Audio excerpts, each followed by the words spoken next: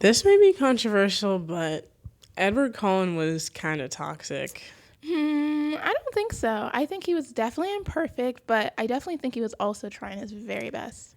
I mean, maybe. I mean, we definitely have different sides on the Twilight Saga messages, but Yeah, I mean, I guess we'll talk about it this episode. I guess so. Welcome to the Point of View podcast. My name is Osatohamen. And my name's Uyiosa. And here we are for another episode. Yep, we're super excited to talk about I wouldn't call it popular, but a very well-known and... It's popular. Okay, I wouldn't say it's popular, but I don't know if it's for the right reasons. I don't know.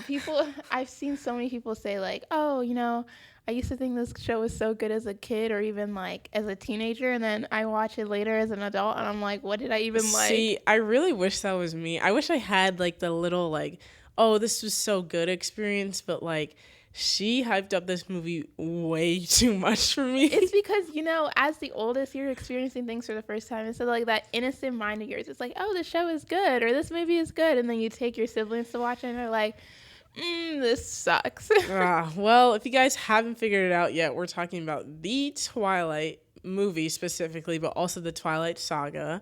And so today we just wanted to kind of give you guys our little own like opinion and some lessons that we've both been taught because we both have read all of the books. There's 4 books, right? There's 5 movies because they kind of do the Harry Potter thing where they make the last book into 2 parts. You're a good movie if they do that. You're a good movie if you get more than like 1 movie. Yeah. More than 2 actually. I think. Most book adaptations don't make it past the 1st or 2nd. But do you want to give the summary since it's like it was your movie? It was my movie back then. So this movie / book, this series, it follows this girl named Bella. Isabella. Yes, technically Isabella. What even is her last name again? Swan. All right.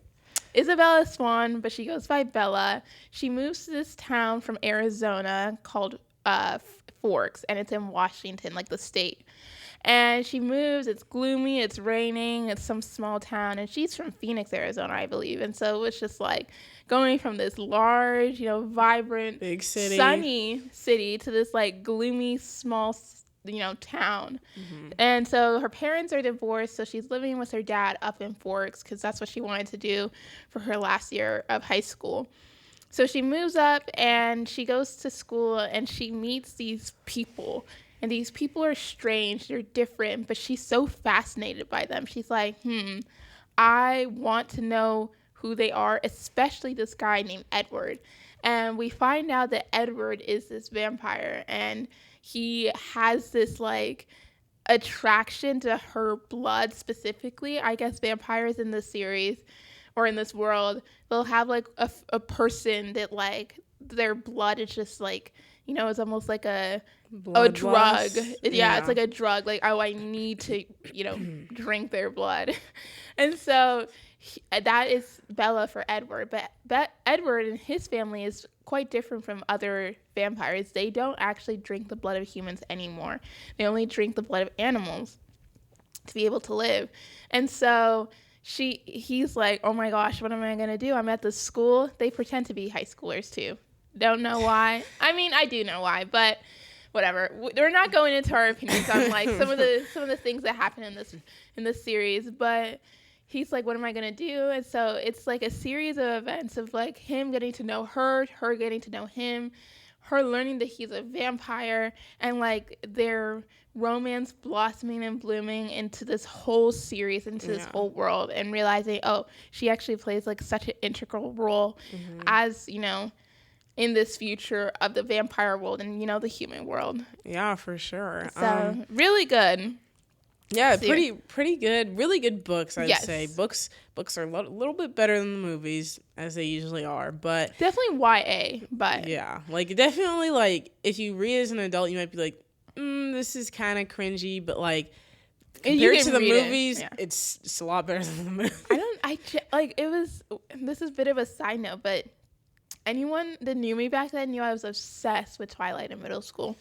Like, obsessed. Like, I reread the books, like, 20 plus times, except New Moon. That's the second book / movie. Didn't like that one. I read it maybe, like, 5. I was like, I'll just, only Maybe 5 times. Maybe 5. And, like, I watched the movie so many times, too. Like, I remember I would always find this I knew this one website. I always go on it, and I would always rewatch Eclipse, the third movie. That is a good movie. And a good book. It is. And then Twilight, of course. And then, like, Breaking Down Part 2, I think. That was. I mean, there were a lot. Back then, they were all good to me, but maybe not so much now. No. And then we made this thing in our family, or not even our family, like the siblings, like yeah. And our parents are pretty strict about like what you can watch as a kid, and so we weren't allowed to watch like PG-13 movies until you're 13 years old. And so Twilight is obviously a PG-13 movie, so I didn't get to watch it till I was 13. So that was, I think, the first PG-13 movie I watched. And I was like, oh, I kind of wanted to make this into a trend. And so our only brother, who's 2 years younger than me, that was his first PG-13 movie, because I made it this day. I was like, you have to watch it with me. And then Yosa came, and I was like, you have to watch it with me. And by the time I watched it with Yosa, I was like, this movie sucks. It's not that good. And I didn't want to keep it up. But then our other sister was like, I want to watch it with you. Like, this is a tradition. And I'm like, oh no, what did I make? Gosh.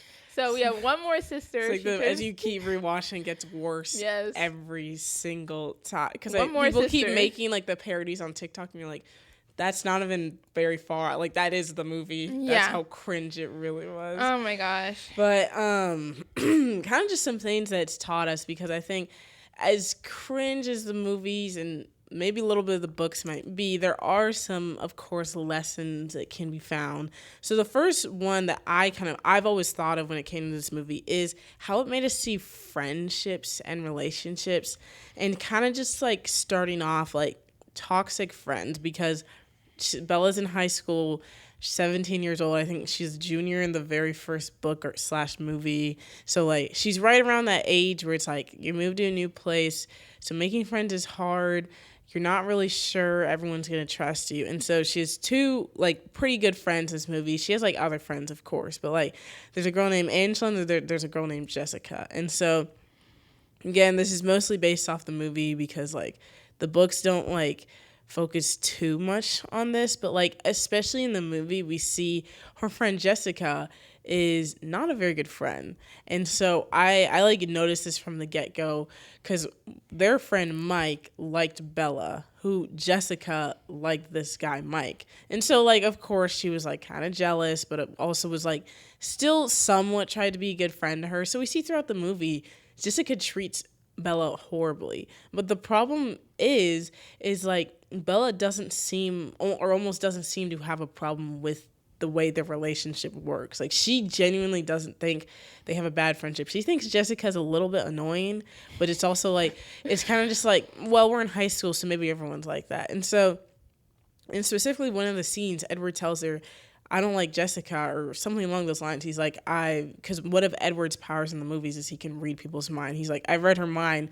She's jealous, and she like secretly doesn't like you. And so I think that was something that was kind of like a little bit of a culture shock, because it's like people are always like, oh, well, you don't realize you were in this toxic relationship till you're out of it. And I feel like that was Bella for specifically this friend Jessica. And it was almost like she didn't even really register that, like, Jessica would make rude comments. She would say things about Bella doing sports, her hair, this, that.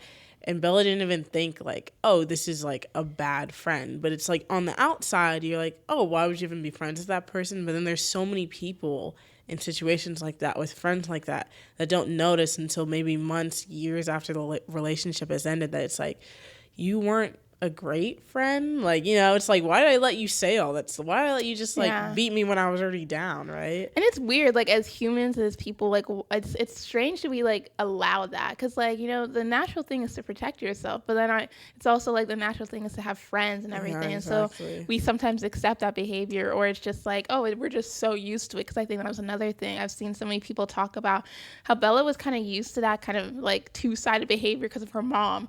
Like, her mom didn't treat her very well, like, didn't respect her, like, was like, oh, you know, like, fill his but he got hurt in Her baseball. mom's boyfriend, whatever. Like, I mean, I'm sorry, your daughter should be your number one, not your passing boyfriend. But it was just like, I think it's so true. Like, sometimes we have like relationships that we don't realize are toxic or are bad, or maybe not even toxic, they're just not very good. Like, we're not good friends. They don't actually care about you. And like, you know, I think that stems from like that fake friendship kind of thing. And like, that's something I very much don't like. Like, I don't like to be a fake person to other people. No, not at all. I hate it when you're fake to me too. Like, I think we all need to be authentic and real. And as much as I would love to do that, like, I feel like in this world you can't do that. It's very hard. You can't, just because like you need to be like cordial with people. You have to be able to work with people. But as you were talking about like a bad friend, you know, what came to my mind was, I think I was telling you about that one girl that I was friends with in sophomore year of high school. So we met in chemistry and we sat next to each other or something like that, and we became like friends. Like, she was also like, we live in a predominantly white place, and so she was one of the few black girls that were in my grade that, you know, was very similar to me. Like, her parents were also like immigrants, and so I was like, oh my gosh, this is cool. Like, her name wasn't like, you know, like it wasn't. It was kind of like unique and it was cool. I was like, oh, there's a girl, and she was also on the taller side. We realized we had so much in common. Yeah, no, for real. And so we became like, you know, these friends, and it was like, it was all good. And I think like my mom had met her or something like that, or like some of the things I had said to my mom, like, I was like, yeah, my mom did not like her as my friend. She was like, oh no, like, she's not a good friend. Like, she said some things, and I was like, at that time I was like, I don't want to listen. Like, I think she's a good friend. I don't know almost same age as Bella. Almost. Yeah, and I was like, I don't want to listen. And I remember one time I like yelled at my sister or something like that, and my punishment was that I wasn't allowed to go to her birthday party, which was crazy because like my mom wouldn't ground me. Our parents don't really ground, like, they don't stop us from doing things with there our was friends. only one other friend that she did that with, and it was also a very similar situation, but that's a different story. They don't punish us, like, no. Usually it's just take your phone or your car. it's like take the phone, take the device, like that was our punishment. You have to clean whatever. Yeah, but if you already RSVP'd, like, she's not gonna tell you to stop. Like, they never do that. But she was like, no, I don't want you to, and I was like really upset. It was this whole thing. She's trying to find that loop. She was finding something like, she's like, now you can't go. No, stay away. And, you know, we continue being friends. And one day, it was one Saturday, and we were going to hang out. And my mom was like, put like these really weird like restrictions. You know, thinking back now, I'm like, there's a reason she like was like very strict about Mom this. always knows best.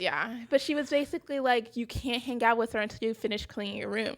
And my room was pretty dirty, and so it was taking me a while. And I was texting her, I was like, hey, I'm so sorry, like, my mom's not letting me hang out until I clean my room. I'm not exactly sure. And I think what had happened was I was like, oh, I'll text you like when I leave and everything. And I guess that she had left a bit earlier, and we were driving. I wasn't driving. My mom was driving me to like the restaurant. It was like Legacy West in like Plano, which is like outside of Dallas. And on the way there, she is like, hey, I've been waiting too long. Like, I'm going to leave. Like, I think this is so rude that you kept me waiting and everything. And I was like, I've been telling you for a bit that my mom was the one that wasn't letting me go. It's not like I could drive. It's not like, it's like I'm dependent on my parents. Like, she said I couldn't go. Like, why are you leaving? I'm almost, like, I would think I was 5 minutes away. I was like, I'm almost here. Just wait 1 sec. She's no, I've already left. And like, I was like, that is so rude. Like, you know that my mom like took me here. Yeah. And like I had to do all these things. And it was just like it blew up to be this whole thing. And I was like, this person is not a good friend, because no good friend would know, or a good friend would know, like, I'm not the one that can drive. Fault. It's not my fault. It was my mom who was like being super strict. She's like, finish cleaning your room before you can hang out with your friend, which I feel like is pretty normal for some parents. Like, they're like, you have to do this before you can go out with friends.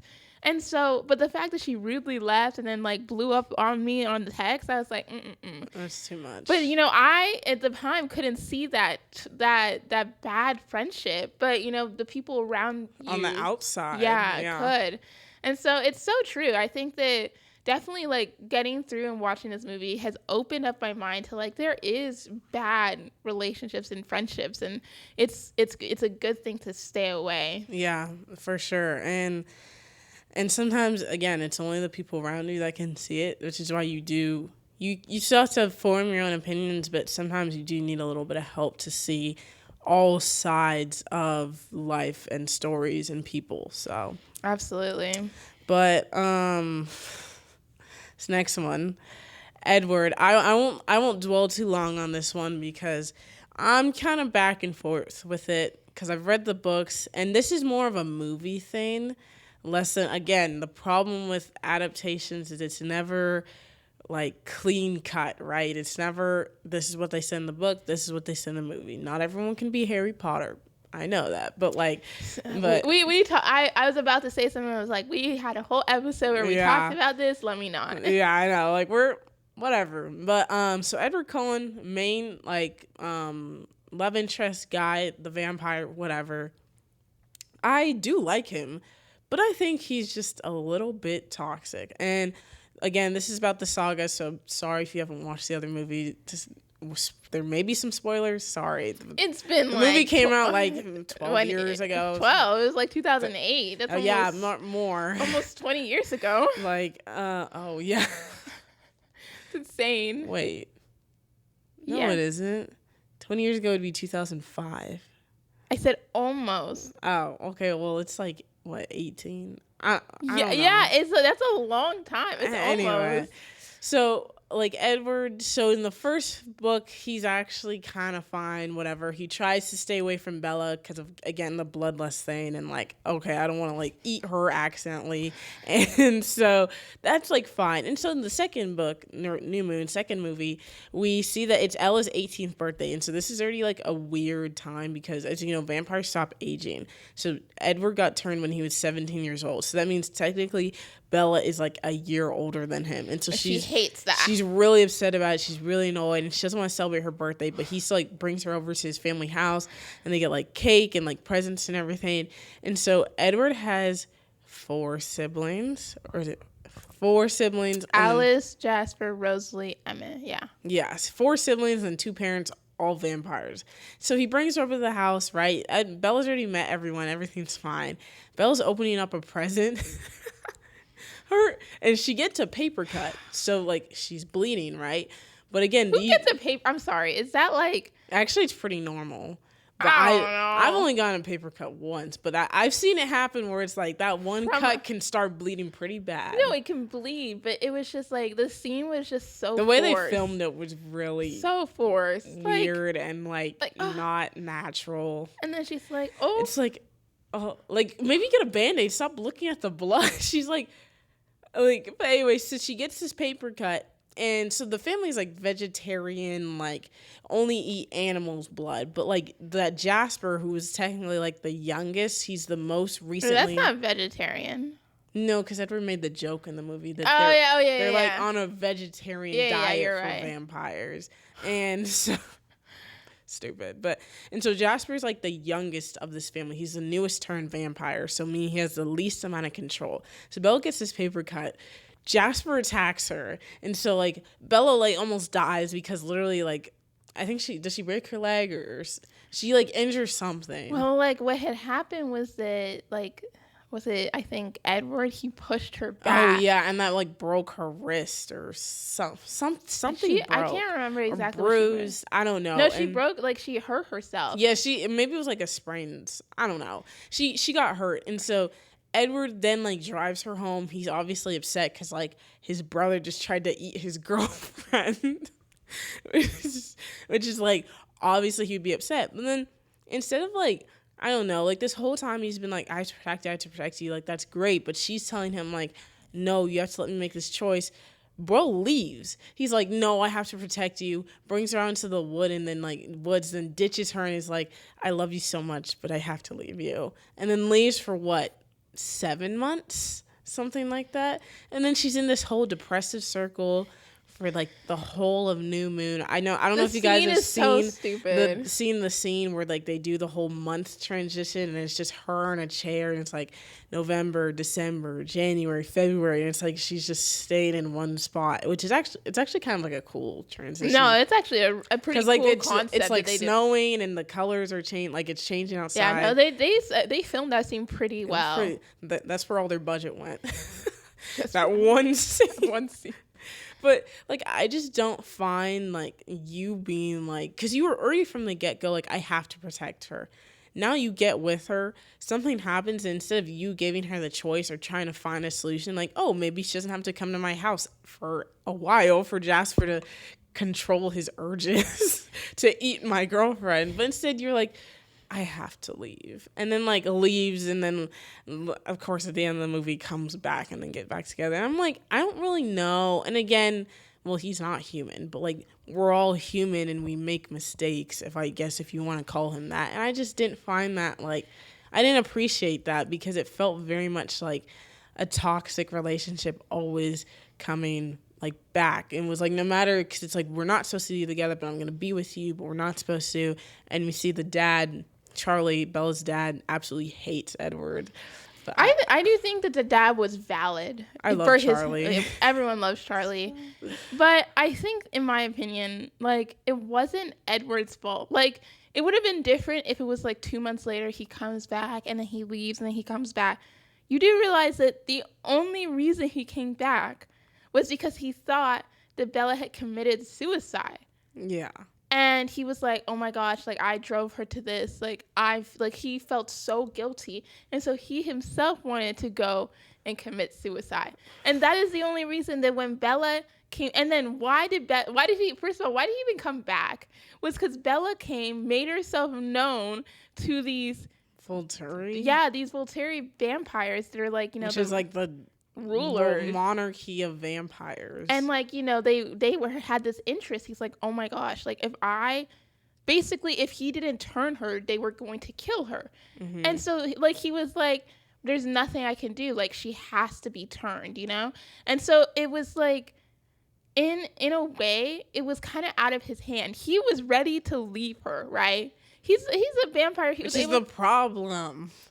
Why? He wanted to protect her. Like, I'm not saying... I know, but it was like, you should want to protect her from the beginning. Instead, you got with her, and now you're like, okay, well, now that I've seen the dangers... He already knew all of these were dangers. He already knew that it could be possible that someone would eat her from his family. Like, I mean, again, you're right. It's kind of out of his hands, but it's also like that, well, he knew the dangers, and he still went after her anyway. And again, it's like the whole forbidden love trope. It is. But, you know, we were talking about this before, and Yosa and I were going back and forth, and Yosa was like, oh, he's almost 100 years old, like, he should be able to think like this.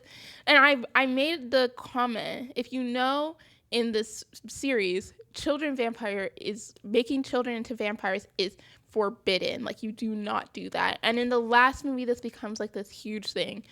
And the reason is because when you change a vampire, their brain, their body is stuck in whatever age and form that they were in, including their brain, because they don't have blood that's, you know, like transmitting, you know, hormones and information, and like they're not living anymore, so they don't grow. And so a child's mind, an 8-year-old mind, you know, that's naughty, that's like, oh, I'm gonna play tricks and that, it's heightened because vampire emotions are also heightened.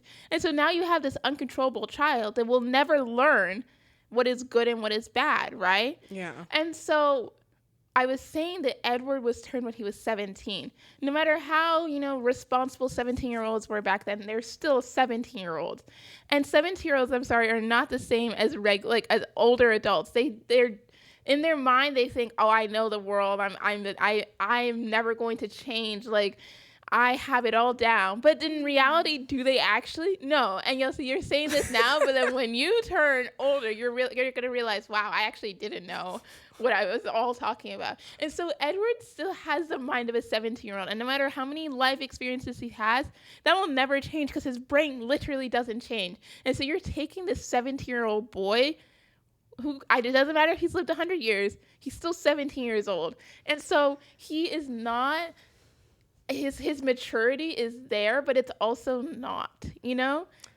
And so I think that was part of the problem where, like, he knew that he had to leave, which is why he tried, but he also he failed because... And again, it's a romance book, so we all knew that they were going to end up together anyway. But it's also, like, I think that's the point of relationships, is to see that there's good and bad. Obviously, Edward's nothing like the horrible friend Jessica. And she ended up being at Bella's wedding, which made me really upset. And I was like, why because would you remember in the book, she wasn't that bad. And she wasn't good enough to be at the wedding, that's for sure. But, I mean, I feel like this is, like, kind of off topic, but, like, in weddings, a lot of times, do you like everyone that comes? It's kind of like, oh, you invite people that you were close with and friends and everything. Doesn't necessarily mean that, like, think about it. If she had not at my wedding. Not at your wedding, but if you look at it, Bella's wedding was huge. No, didn't she have no friends? Just because she didn't have friends, look how many people came. Yeah, well, I so don't know. That's why. Who were some of those? I'm looking back now, and I'm like, who was at that wedding? I think it was, like, people from the town and stuff, right? I haven't watched that movie in a very long time. I mean, and then, like, there was Edward's, like, cousins or something like that. That lived in Alaska. I don't even know, bro. But, yeah, you're right. I think that Twilight, that's what I love about Twilight. It showed such a complex person. And I feel like it's like, it makes you question, I'm like, this 100-year-old vampire, why does he act so mature in one way and then so immature in another? And why is it that these relationships are shown this way? And it's just the complexity of that, which is like humans and people in general are just so complex. Relationships are so complex. And it's good to show that in almost like a fantasy sense. Yeah, for sure. So I think for the next one, I'll do characters and themes just so you guys, we're not just talking about like, oh, the darkness of like whatever. It's very serious. But there are a few characters. I'll go for mine first. Like I was talking about Jasper earlier. And again, Jasper's like the youngest per se because he's just the newest vampire of the family. But as we go throughout the series, in the third movie we get, and it's a lot more in depth in the book, but in the third movie we get a little bit of background on him. And so he was like, was it the Civil War he fought in? He was like Civil War, like the Union, right? Yeah, he was on like the Union side. Like he was one of like the people that was fighting in the army, and so that was obviously a good that he wasn't on the other side. I know. I was like, then we might have some problems. But like he was fighting on like the Union side, so like he was in this army, in the military, whatever. And so we see that like Jasper's like training like his siblings because there's supposed to be this all out like vampire war with these other villains that come into play as the series goes on. Like Jasper's like training like all these people, and so Bella's kind of curious. She's like, okay, well, like where did you get this experience from, and like how did you turn? Because Jasper, I think he's honestly the vampire we know the least about from like the Cullen family. Or don't they have two names, the Cullen and Hales? Because it's Jasper Hale and Rosalie Hale, but then it's Alice Cullen and Edward Cullen. Like their names are different, right? I don't know if I remember that. I remember in the book. I don't know about the movie. I know it's been years since I read the book, so that's like such a minor detail. I don't know if I'll remember. I think they do have different names. But remember, they probably had different names because they moved different. Yeah, so many times. Or maybe Hale was the name that they had when they first were, the first time they lived in the Forks. Oh, yeah, maybe. So they were like, oh, they came back or something. Yeah. But so Jasper gets into this story and he's talking about how like he was in the war, whatever. And so we see that like he was sort of like abused. And so he was kind of like tricked because, of course, you join the army. They want the strongest soldiers, whatever. And so there's this vampire that turns him. And so she basically like takes advantage of him in multiple ways. He's forced to like fight and do all these things he doesn't want to do. He's basically being abused by the system, not being told how to escape. He's in this toxic, horrible relationship. And I think the important part of like that little sequence, because it's not very long in the movie, but it's like it shows that like Jasper came from such a horrible background. He was abused, he was treated horribly. The worst person, he could have become the worst person. He could have become the blood raging vampire that killed all humans because he was done wrong. But we see that like he finds his family, he finds love, he overcomes it anyway. And I think I really do like Jasper, and like he's a little bit of an underrated character. Like I know a lot of people like him, but he's not really talked about a lot, but I really do like him just because I feel like he embodies like someone that like isn't on the sidelines but is always at your side. Like he's always, like we always see in the movie, he's always like Bella's like number one support. Like he, after like he obviously tried to eat her in the second movie, like he never again, like everything with Bella, like he always protected her, he always helped her. And not to say that the other siblings didn't, but it was like we see that like Jasper has this loyalty, which I think comes from the army and comes from all that. But despite those experiences, he's still able to be this person for his family and for his friend and for the people he loves. And that's just so inspirational, that despite the things that happen to us, we can still be good people. I know. I love Jasper. As we were talking, what came to my mind was I feel like I don't love Bella and Edward as much as I love their family. I know their family. Like I love Rosalie. I love everyone else and more than Edward and Bella. They're kind of like whatever. Like whatever. Maybe because they're so much younger too. But yeah. I agree. I think that through terrible experiences, like people are able to overcome that and become better people and to continue to help other people. And so Jasper is one of my favorites. Love him. I love him. Another one of my favorites is Rosalie. And which might be a little bit controversial. It might be, actually. But I think I like her. And the reason I like her, one of the reasons in the movie, I think she's super pretty. I was like, oh, she's so pretty. She's married to Ian Somerhalder. Oh, yeah, also she known is. as Damon Salvatore from The Vampire Diaries. But yeah, no, I think that she's so pretty. But I like her character. And people are like, oh, she had like character growth. But I don't think she necessarily did. I think that the reason we learned that she acts, so at first she acts like she hates Bella, and it's like, oh, I don't want this girl around. But the reason is because she herself didn't have a choice to stay human. Mm-hmm. None of them did, actually. None of them did. They were like at the brink of dying, and it was like Carlisle was like, do you want to live? Their dad, quote unquote. Yeah. And like for me, she was just like, I want to protect this girl. Mm-hmm. Like she has a choice to stay away, to stay human, and Rosalie would give anything to be human. And so she was like, she treated her that badly because she wanted her to stay away. She didn't want to develop a connection with her. But then once she realized that, like, you know, that's it, like this girl's having a baby, a vampire baby, like what am I gonna do? And she herself also wanted a child so bad. And so I think that also helped her to accept that Bella's not going anywhere. And you see that her backstory is very sad. Like she was this, you know, rich, you know, almost like kind of noble woman, but I think it was in the America. It was like the 1800s, late 1700s. Yeah, so like, you know, she's wealthy, and it's just like, but she was basically taken advantage of, and she was, you know, almost killed by, you know, this world that she lived in. And it's, for me, it just shows that, like, again, kind of like with Jasper, you don't let your past or your experiences dictate how you are going to act in the future.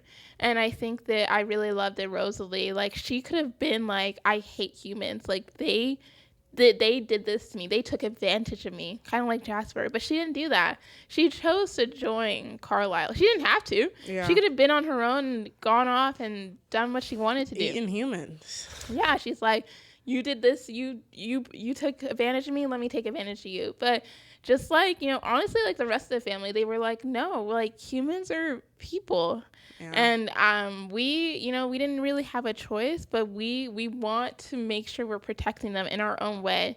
And I really love that because it just shows, like, I think for me, the biggest theme of Twilight is that there's so many choices in life, and there's so many experiences you have in life, and the way that you decide to go about living life and taking in those experiences and how you decide to act, you have so many options and so many choices. But to be able to take something bad and to find the good in it, not many people can do that. And I think that it's a message to all of us that, like, we can be good people. We can be positive and a light in a world that's so dark, and help other people see that too. And so I just love Twilight.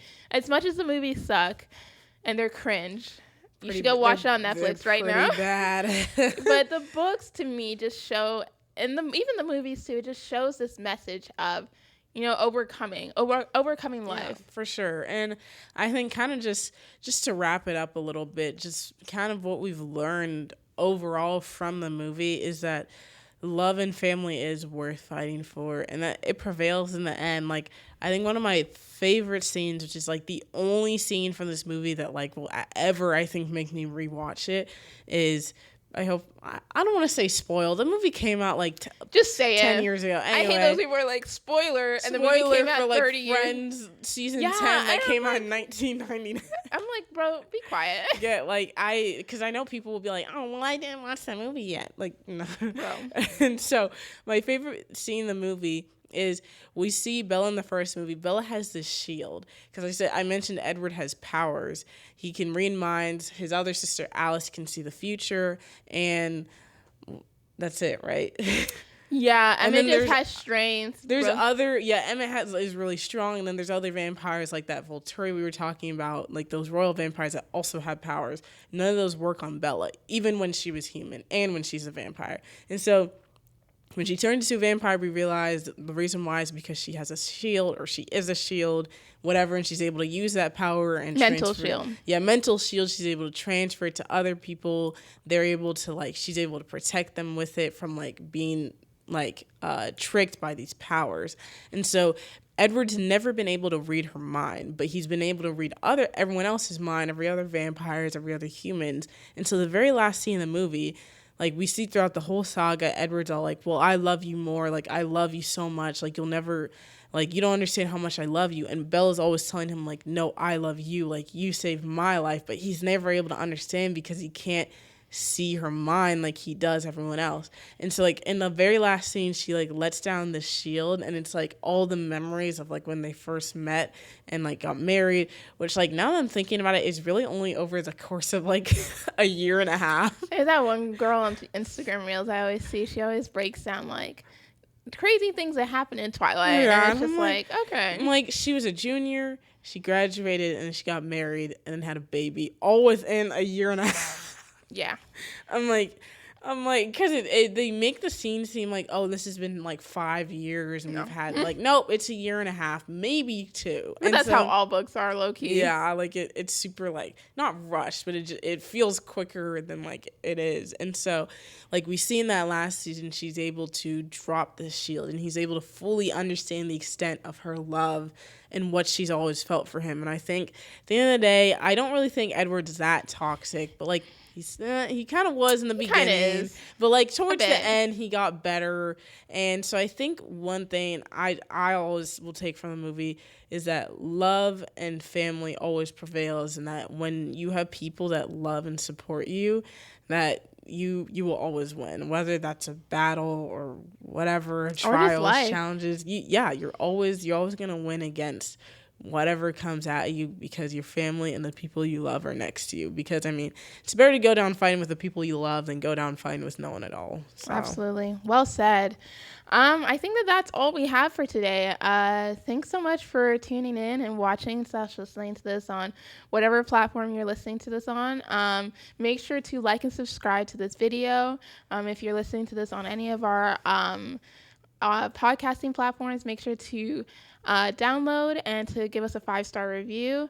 Make sure to follow us on all our social media platforms. We may be changing some things on what we're putting out there, so stay tuned for some more fun videos on there. But I think that's all we have. So we'll see you guys next week. All right. Movie next week. Okay, bye. All right, bye.